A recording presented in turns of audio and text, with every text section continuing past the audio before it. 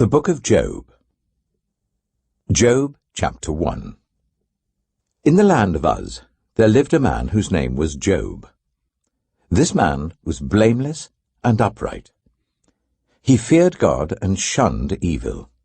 He had 7 sons and 3 daughters, and he owned 7,000 sheep, 3,000 camels, 500 yoke of oxen, and 500 donkeys, and had a large number of servants. He was the greatest man among all the people of the East. His sons used to hold feasts in their homes on their birthdays, and they would invite their 3 sisters to eat and drink with them. When a period of feasting had run its course, Job would make arrangements for them to be purified. Early in the morning he would sacrifice a burnt offering for each of them, thinking, "Perhaps my children have sinned and cursed God in their hearts." This was Job's regular custom. One day, the angels came to present themselves before the Lord, and Satan also came with them. The Lord said to Satan, "Where have you come from?" Satan answered the Lord, "From roaming throughout the earth, going to and fro on it." Then the Lord said to Satan, "Have you considered my servant Job? There is no one on earth like him. He is blameless and upright, a man who fears God and shuns evil." "Does Job fear God for nothing?" Satan replied. "Have you not put a hedge around him and his household and everything he has? You have blessed the work of his hands, so that his flocks and herds are spread throughout the land. But now stretch out your hand and strike everything he has, and he will surely curse you to your face."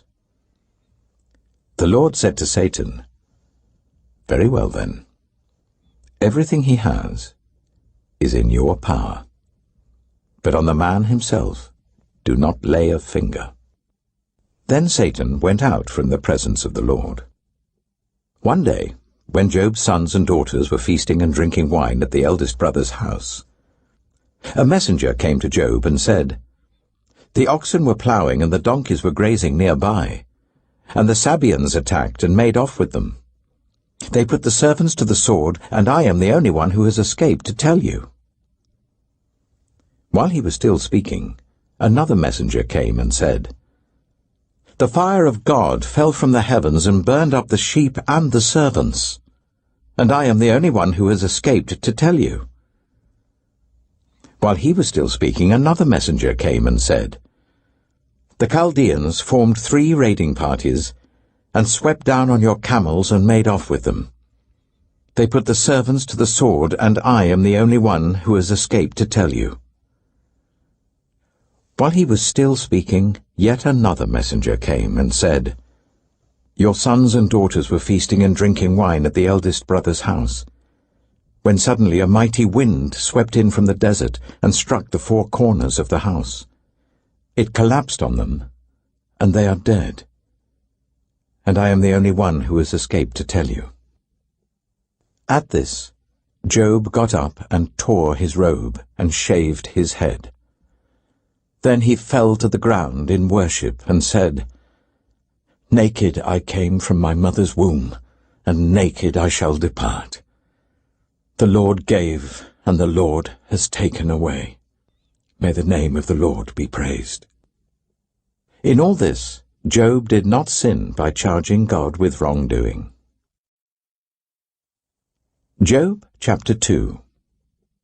On another day the angels came to present themselves before the Lord, and Satan also came with them to present himself before him.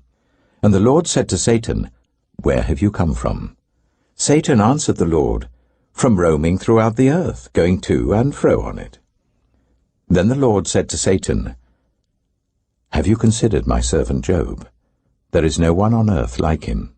He is blameless and upright, a man who fears God and shuns evil. And he still maintains his integrity, though you incited me against him to ruin him without any reason." "Skin for skin," Satan replied. "A man will give all he has for his own life. But now stretch out your hand and strike his flesh and bones, and he will surely curse you to your face." The Lord said to Satan, "Very well then, he is in your hands. but you must spare his life." So Satan went out from the presence of the Lord and afflicted Job with painful sores from the soles of his feet to the crown of his head. Then Job took a piece of broken pottery and scraped himself with it as he sat among the ashes. His wife said to him, "Are you still maintaining your integrity? Curse God and die." He replied, "You are talking like a foolish woman. Shall we accept good from God and not trouble?" In all this, Job did not sin in what he said. When Job's 3 friends, Eliphaz the Temanite, Bildad the Shuhite, and Zophar the Naamathite, heard about all the troubles that had come upon him, they set out from their homes and met together by agreement to go and sympathize with him and comfort him. When they saw him from a distance, they could hardly recognize him. They began to weep aloud, and they tore their robes and sprinkled dust on their heads. Then they sat on the ground with him for 7 days and 7 nights. No one said a word to him, because they saw how great his suffering was. Job chapter 3. After this, Job opened his mouth and cursed the day of his birth. He said, "May the day of my birth perish, and the night that said a boy is conceived. That day, may it turn to darkness. May God above not care about it. May no light shine on it. May gloom and utter darkness claim it once more. May a cloud settle over it. May blackness overwhelm it. That night, may thick darkness seize it. May it not be included among the days of the year, nor be entered in any of the months. May that night be barren. May no shout of joy be heard in it. May those who curse days curse that day. Those who are ready to rouse Leviathan, may its morning stars become dark. May it wait for daylight in vain and not see the first rays of dawn. For it did not shut the doors of the womb on me, to hide trouble from my eyes. Why did I not perish at birth and die as I came from the womb? Why were there knees to receive me and breasts that I might be nursed? For now I would be lying down in peace. I would be asleep and at rest with kings and rulers of the earth who built for themselves places now lying in ruins, with princes who had gold, who filled their houses with silver. Or why was I not hidden away in the ground, like a stillborn child, like an infant who never saw the light of day? There the wicked cease from turmoil, and there the weary are at rest. Captives also enjoy their ease. They no longer hear the slave drivers shout. The small and the great are there, and the slaves are freed from their owners. Why is light given to those in misery, and life to the bitter of soul, to those who long for death that does not come, who search for it more than for hidden treasure, who are filled with gladness and rejoice when they reach the grave? Why is life given to a man whose way is hidden, whom God has hedged in? For sighing has become my daily food, my groans pour out like water. What I feared has come upon me. What I dreaded has happened to me. I have no peace, no quietness. I have no rest, but only turmoil. Job chapter 4. Then Eliphaz the Temanite replied, "If someone ventures a word with you, will you be impatient?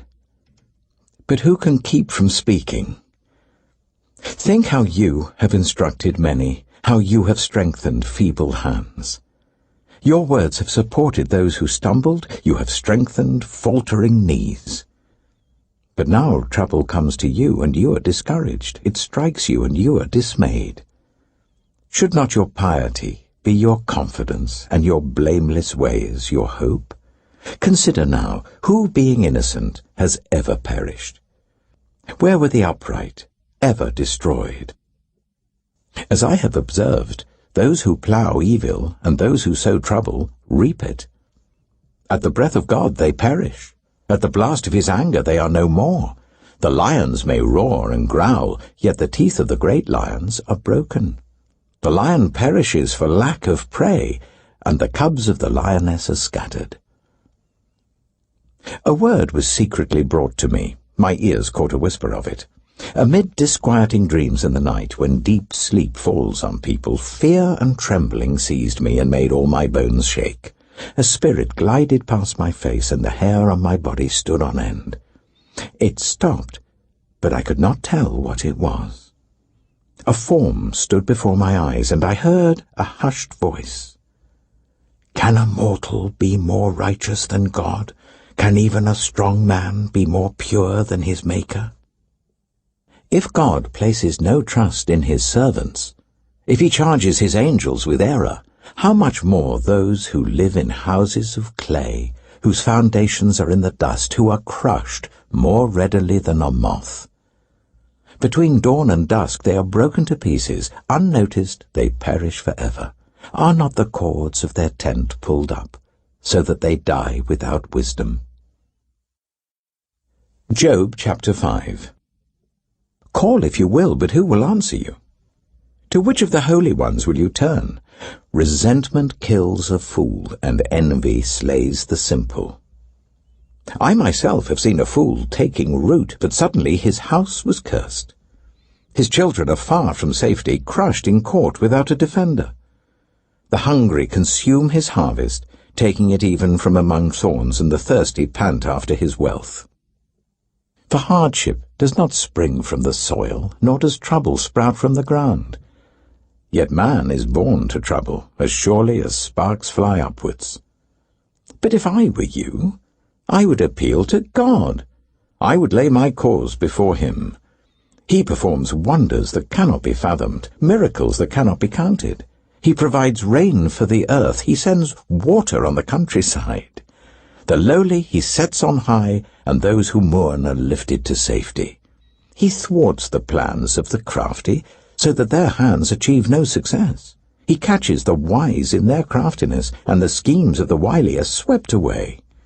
Darkness comes upon them in the daytime. At noon they grope as in the night. He saves the needy from the sword in their mouth. He saves them from the clutches of the powerful. So the poor have hope, and injustice shuts its mouth. Blessed is the one whom God corrects. So do not despise the discipline of the Almighty. For he wounds, but he also binds up. He injures, but his hands also heal. From 6 calamities he will rescue you, in 7 no harm will touch you. In famine he will deliver you from death, and in battle from the stroke of the sword. You will be protected from the lash of the tongue, and need not fear when destruction comes. You will laugh at destruction and famine, and need not fear the wild animals. For you will have a covenant with the stones of the field, and the wild animals will be at peace with you. You will know that your tent is secure. You will take stock of your property and find nothing missing. You will know that your children will be many, and your descendants like the grass of the earth. You will come to the grave in full vigor, like sheaves gathered in season. We have examined this, and it is true. So hear it and apply it to yourself.